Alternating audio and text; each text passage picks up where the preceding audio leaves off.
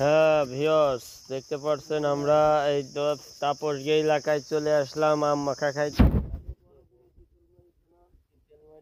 এটা হলো নাম কি জানো, তোমাদের দৌলগুনি বাজার পাশে বড়গুনির পরে এই যে আম দেখেন, তাপসদের গাছের আম, সব তাপস নিজে আমাদের পেরে খাওয়াচ্ছে কি আন্তরিকতার সাথে। এটা ভালো মনের মানুষকে এই যে মরিচ হ্যাঁ বলতে ইচ্ছা করে আপনাদের খেতে, যে তাপস আমাদের মাঝে আছে, সে আপনাদের ভরপুর আম খাবে। এই যে সব আম বাগান, এই যে পুকুর তাপসদের এখানে পুরো আশেপাশে এই যে সবজি ক্ষেত আছে প্রচুর পরিমাণ বন্ধন। আর এর পিছনে তাপসদের বাড়ি, ওখানে আছে আপনাদের প্রচুর পরিমাণ প্রকৃতিক একটা সৌন্দর্য জিনিসপাতি।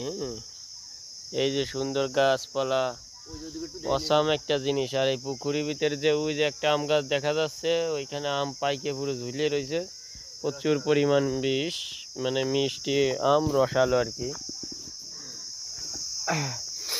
এই আমগুলো প্রচুর পরিমাণ রসালো।